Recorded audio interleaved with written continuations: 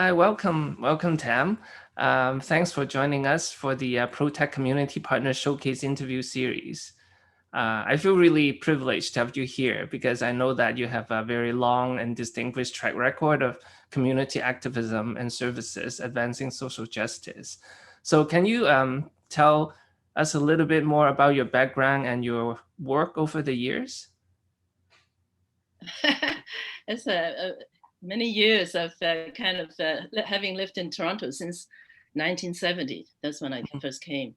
I just make it shorter. I was a school trustee, a public school trustee in the late 80s and 90s. And at that time, actually, I had a great opportunity to communicate with a lot of Chinese speaking parents, as well as working with all the other parents on issues of not just education, especially around international languages, what we call heritage languages, but also on issues of race relations and the inner city schools where we have great model schools for areas where really is very economically kind of precarious. So a lot of the issues that we talk about now, we were dealing with them actually at the school board level. So that was a great learning experience and a great privilege to be able to work with the community that way. And I think I got to know a lot of activists like yourselves and others during those times. So it was a very important time in terms of my own education and experience. We've and then later on, the 80s, eh? Yeah. And then I worked with the Urban Alliance on Race Relations. That was another very important opportunity for me to really expand my knowledge about other communities, like the Black community, the Somali community, and the Muslim community, and the challenges that they face in Canada. And as a result of that, I also got to work with the labor movement. And that kind of brings me to I'm still involved with that in a coalition called the Good Jobs for All Coalition, which started in 2008 during the financial crisis. At that time, we realized how many immigrant and racialized workers were losing their jobs and blaming themselves for their unemployment, even though it was a structural thing when all the American companies were pulling out of Canada as a result of the economic crisis. So we've been at it since that time. And it's there again, I think it's a very important kind of partner for the Chinese Canadian community as well, because I know the labor community, like a lot of communities, are not perfect, but at least they have a framework to kind of understand what inequity is. They want to protect jobs for workers, but they also want to have them, work in a safe environment and an equitable environment. So those are important goals to work towards, and we have to be part of it.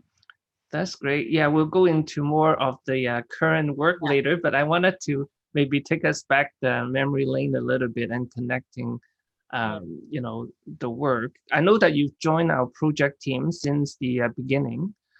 So can you tell us why, in your busy schedule and, competing priorities that you would decide to join us in Project Protech? Well, I think you guys started off very quickly at the very beginning of the pandemic, didn't you? So I think that was, and the way you put it together, I was very impressed with the public health angle and the, of course, academic, because it's a research project and it's online. And then also community medical professionals like yourselves. And the more important also, there was right off the bat, a very important emphasis on mental health. I think all those were very important issues that you guys flagged at the very beginning.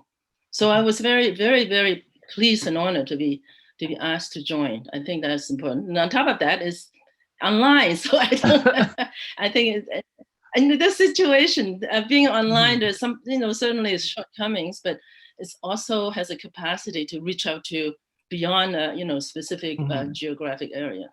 Yeah. So it's a great project. Yeah, actually, I think that was more actually a trick question to get you to talk about your past experience working on the last huge pandemic, the SARS pandemic that affected the Chinese Canadian community, right? And so that's kind of the reason why we invited you to join. So maybe can you tell us a little bit more about your role and experience working on the last SARS pandemic? And what are some of the memorable experiences that you think relates to that should inform our current work? Yeah, that was 2003, and again because it was a flu-like, it was a kind of a COVID at the very beginning of that virus. So it was early March when it got to Toronto, and almost immediately the city was gripped in some kind of huge confusion, fear, and then deteriorated very quickly into basically hysteria. And I live near Chinatown, between Chinatown and Kensington area. So all the time, since my student days in the 70s, all that time I never witnessed Chinatown kind of becoming a ghost town in a day in such a way. It was the scariest thing I ever seen. And it I suddenly, because of the shunning, public shunning, and of course, all kinds of stereotyping and in places like schools, workplaces, or public spaces and subways and stuff.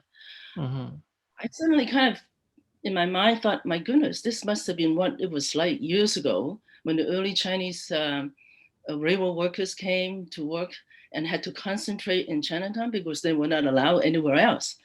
And they were being shunned and were being stereotyped and being attacked in those years. But when I came to Canada, it was, Canada was a democratic country.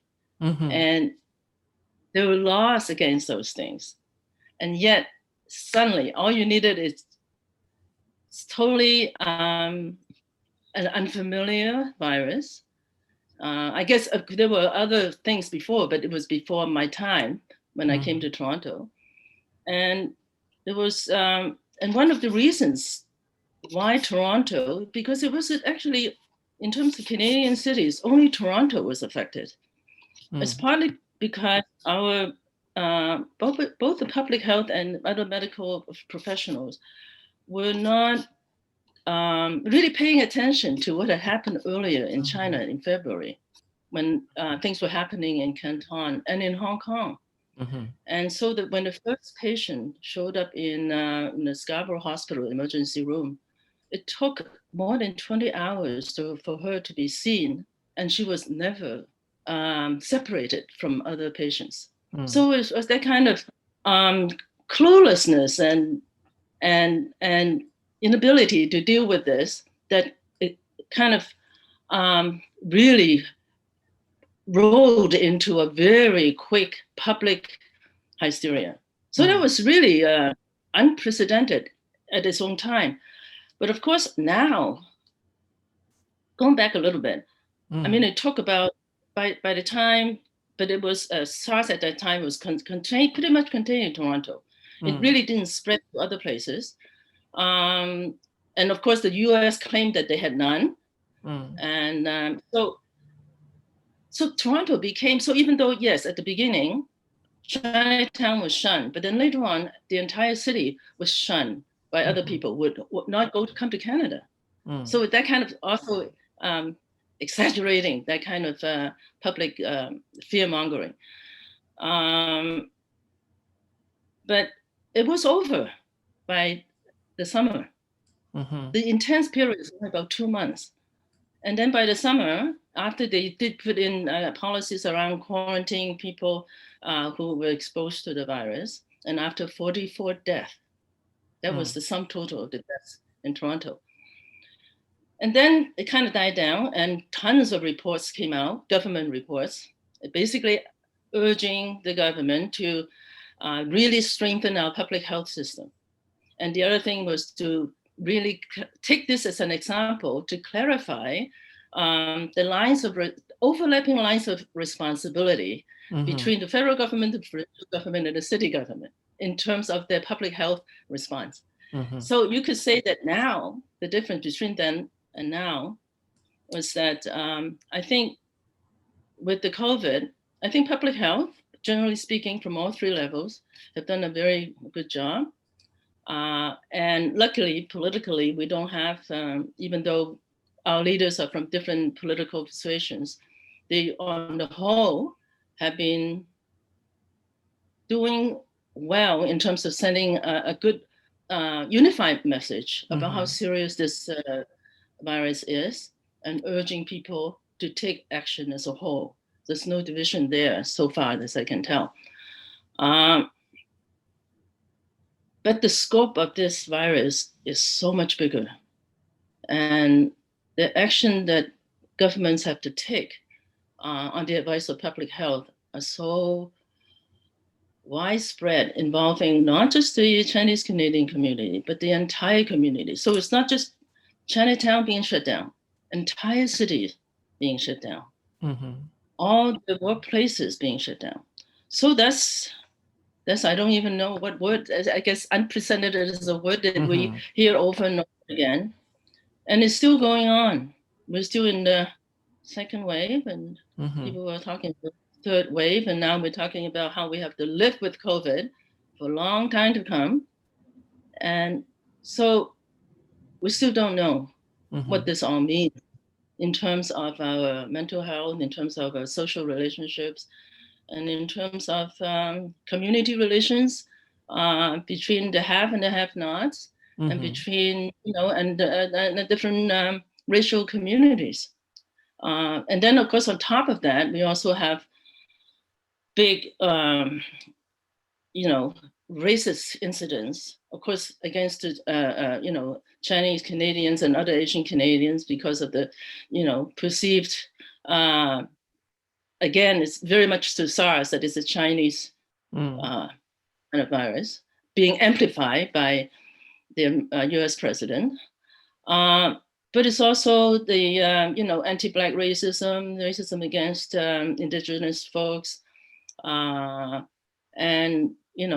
anti-Muslim. So all the kind of, we thought that in Canada, we had a very good political and other community framework to be equitable and all that. We are now actually much more aware of all the gaps and all the history that were never addressed. So it kind of, everything is happening at the same time. I don't know about other folks, but sometimes it's really overwhelming for me, even though I've been at this for some time. And a lot of the issues we're trying to solve, but obviously it has to be, it's almost like, just like the way we have to look at COVID. We have to keep at it. And as a community, it's just no slacking. You just have to be on the lookout all the time, and also be aware and keep educating ourselves as to, if we want to make Canada better, it's just going to be continuous work.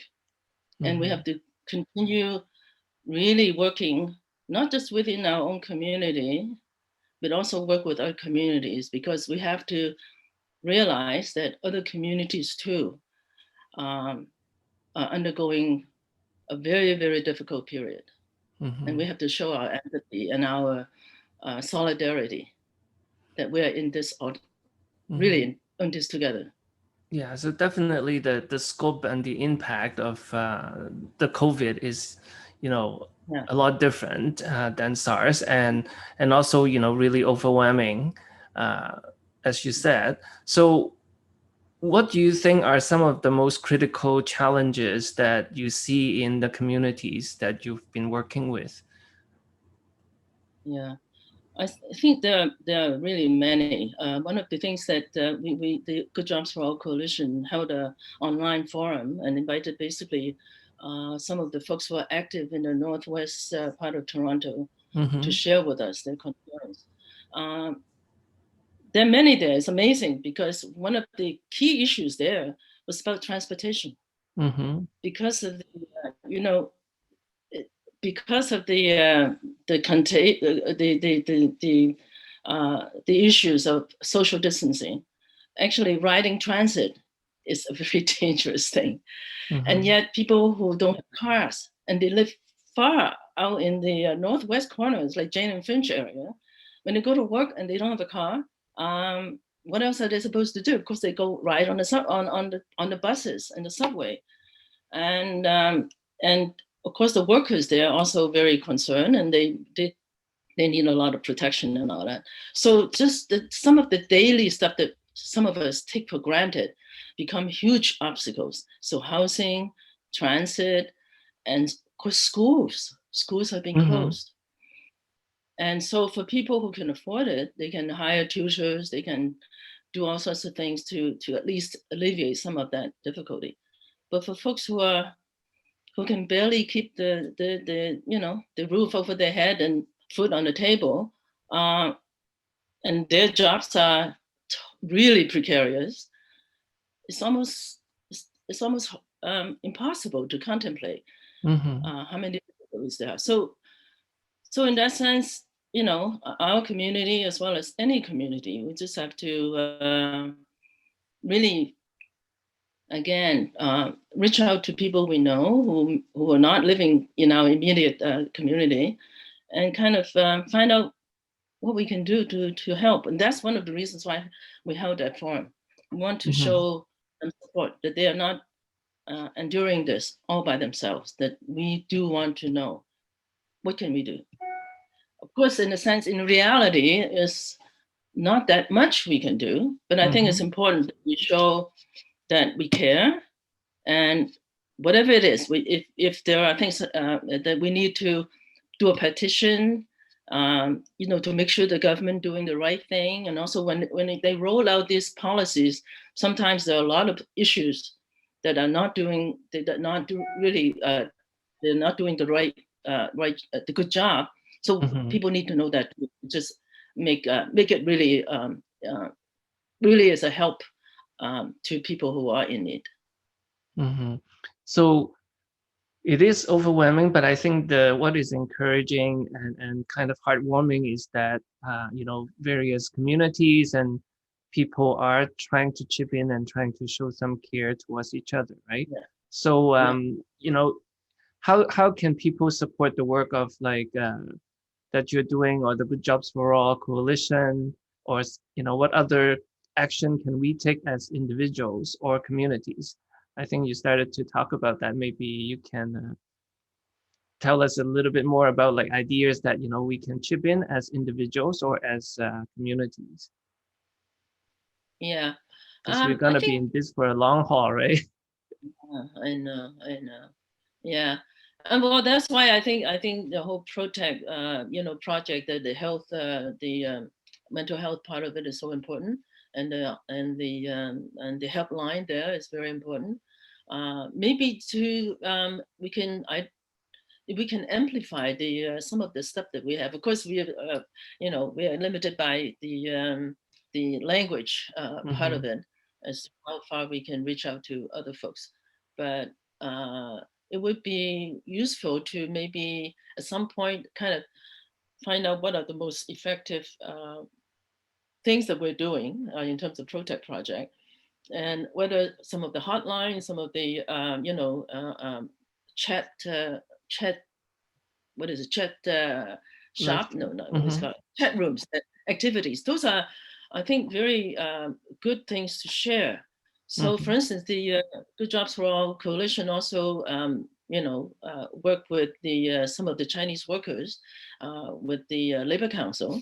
So, if there could be some coordination there to hold something together, that might be a good thing to do, I think.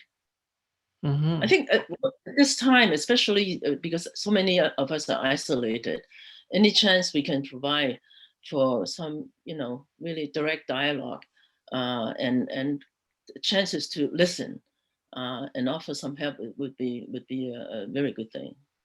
Mm-hmm.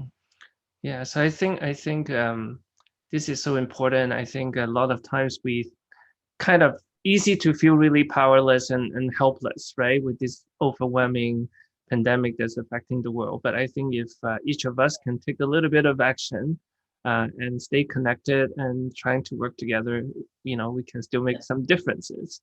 We yeah, I survived the think other stuff before, yes, so I'm sure we yeah, can fight this together. yeah, So thank you yeah. so much, Tam, for spending time with us. I'm sure, you know, You, um, we will work together and we will overcome someday. Thank you. we will. I'm sure. Thank you very much for having me.